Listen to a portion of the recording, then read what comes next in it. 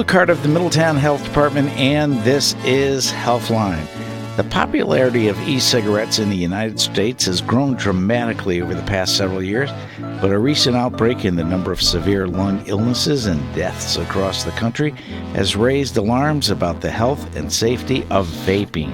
Geralyn Laut is here to explain about the practice of vaping, why it's so popular among young people, and what can be done to educate the public about the dangers associated with it. Welcome to Healthline. Our guest today is Geralyn Laut.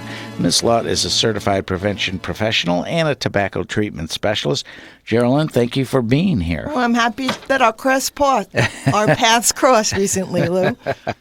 Geralyn, let's talk about vaping and what it is. Please explain. Well, vaping can be considered using any electronic nicotine delivery device. Sometimes in the literature you'll see it as ENDS, E-N-D-S. But the kids are using the most popular device is a product called JUULs, and thus they use the term juuling even instead of vaping. And that is be a little more specific about that. These what exactly devices come in many shapes and sizes. They're all typically created outside of our country, so they're not regulated.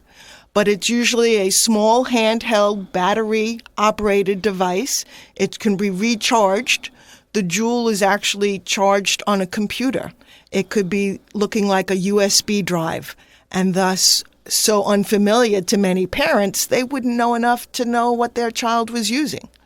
And some of these batteries, I've heard or read news stories that they could actually catch fire. Right. I, too, have seen some articles. There's been a few explosions. Right now, if you travel on airlines, they do not want any electronic nicotine delivery device in a suitcase.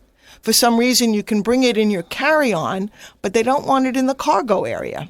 And let's talk a little bit how this vaping trend got started. What was the impetus for this to even begin? Do you know? My understanding is that back in the early 2000s, they were created and initially developed in China. And the intention was somewhat altruistic. It thought it might be a safer substitute or a safer alternative to smoking. That's not proven to be so. Yes, in the early phases, we would say it's probably less harmful than smoking because we know there are 7,000 chemicals in tobacco smoke. But less harmful doesn't mean safe. And clearly with these recent upticks in the numbers of, they're actually calling it EVALI, electronic cigarette or vaping associated lung injury. They don't even know which devices are specifically related to these illnesses, but they do know people that are reporting with these serious respiratory symptoms could involve chest pain, headaches, nausea, severe abdominal pain. They've been vaping or using an electronic delivery device in the not-too-distant past. And when we talk about vaping, it is a vape, right? It's an aerosol mist. Is that my understanding? Aerosol is the better term. Okay. Vapor to me, it's what you get when your tea kettle is boiling, right? That's water vapor. Nothing in it but droplets of water. The vapor or the aerosol that these young people and older adults that are choosing to do it contains toxic chemicals. The devices, like I said, are made in other countries. There have been traces of lead, nickel, tin, because just the heating elements might be dissipated into the solution. The e-liquids, or e-juice they call it, which is basically the delivery of nicotine, contains other flavorings. I've read articles that list that there have been as many as 15,000 flavors identified, all to the appeal of young people. I don't think any 50-something-year-old is looking for Gummy Bear or Max Cheerio Mix, Fruit Loops, all sorts of crazy flavors that we know are brought to the attention of young people. So these are targeted to kids, really. Yes. I mean, yes. There are some adults that do choose to vape, but most of this is really targeted towards children. When we say children, we're talking about really a lot less than 18 years old. I've been to programs where I went to a school out in Torrington recently, and they had kids as young as 6th, 7th grade that were caught with these devices. They were actually vaping with yes. 6 years old. Sixth grade. Sixth not grade, 6 I'm sorry. years old. Okay, sixth grade. But it's my understanding that in some communities, teenagers, the older high school kids, are buying and selling to the young kids. So my biggest concern, having been a tobacco treatment person for so long, is the powerful hold that nicotine has on a person. And the younger you start, the more likely you are to become addicted. I think it's opening up a big can of worms. You're listening to Healthline. Our guest today is Geralyn Laut, and our topic is vaping. You just took away my next question as to the addictiveness of vaping versus smoking. Can you do a comparison? Well, you're not addicted to the product line or the delivery mechanism. You're addicted to nicotine.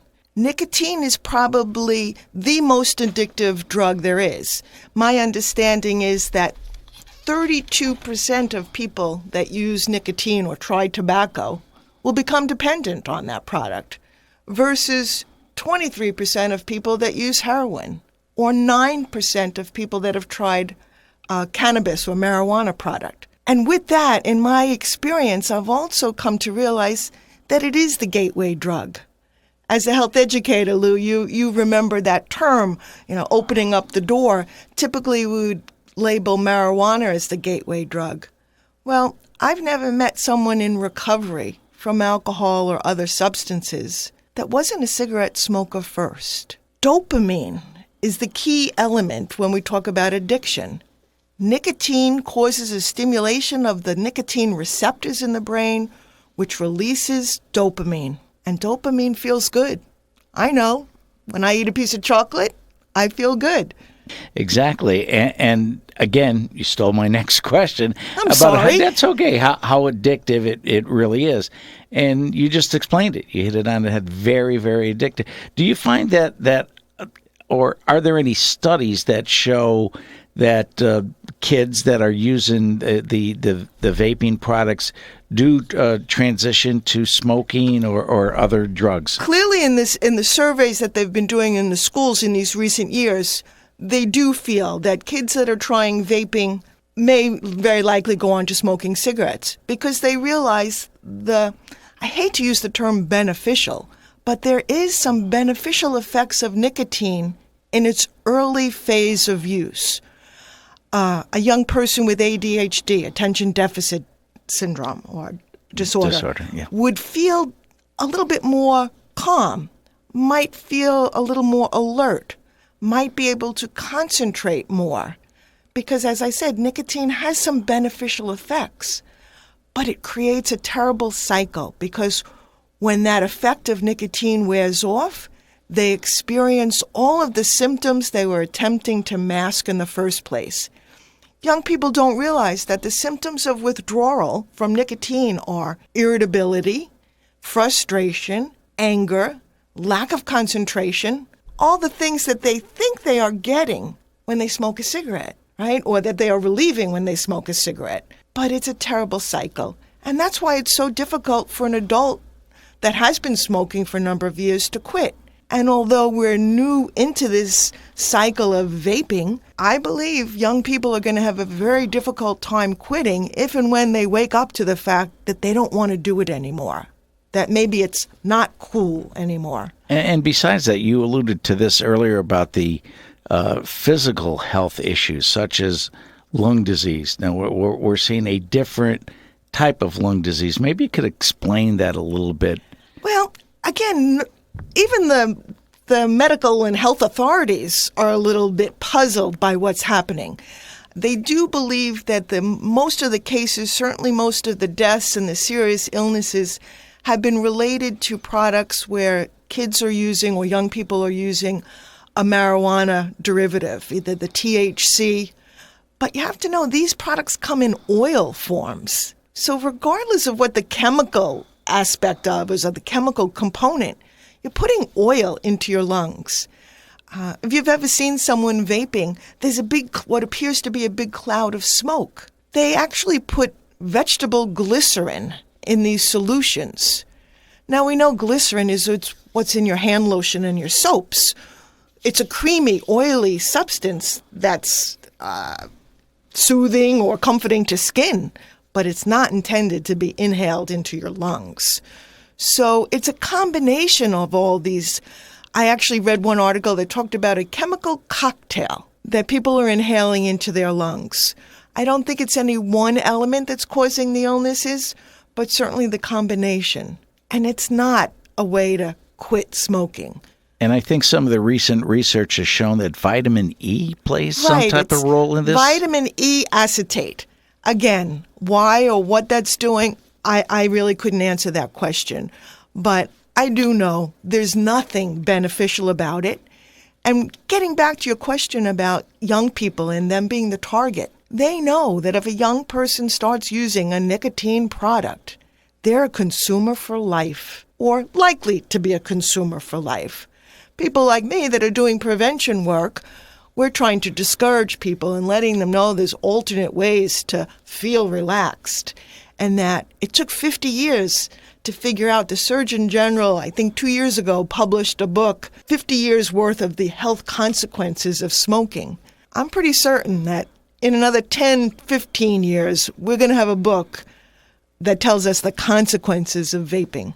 Do you feel that, or do you find, I should say, that how difficult is it for somebody who wants to give up vaping? Have you seen that in the clients that you've worked with? Well, I've not worked directly with people that are trying to quit vaping, quite honestly. I have had clients that came to me to quit smoking who tried vaping, and they didn't like it, or they felt it was irritating their throat.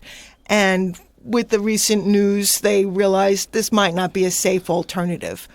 When we're talking about nicotine addiction, it's both a chemical addiction in terms of its impact on the brain, but there's the behavior, the ritual of having a cigarette, or in today's day, vaping, breathing in, inhaling the vapor, so to speak.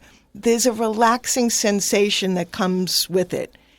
And youth are doing it in social situations, not unlike the old advertisements where people are sitting around a bar with a drink in one hand and a cigarette in the other. So the industry knows enough to market it in such a way that it looks like it's fun. It's happy people acceptable doing these behaviors. Cool. Right. The young people that are featured in the advertisements. Certainly now, with Connecticut raising the legal age to purchase any tobacco product to 21, we know that the advertisements have very young, appealing youth or faces in those images. They're not selecting older adults to be in these advertising. It's young people. And we should also point out, just to back up a little bit, it's not only the lungs, but heart damage can be done as well. Right. Nicotine is a drug that constricts your blood vessels. It could raise your blood pressure. Certainly not good for a young person or young woman that's pregnant. We know that the developing fetus can be impacted. And we know that a young person, if you're younger than 15, your likelihood of becoming addicted to nicotine is increased by 25 to 50% compared to a young adult that first tries it. And if people, especially parents or users, have questions and want some answers from you, how can they get a hold of you? Well, I actually have a website, not a website, but I have an email address that I call Be Tobacco Free. B-E, tobacco, Tobacco, free at AOL.com. Geralyn Laut, thank you for being our guest today on Healthline. Healthline is produced by the Community Health Education section of the Middletown Health Department, which is solely responsible for its content. Please join us again next month at this time for another edition of Healthline.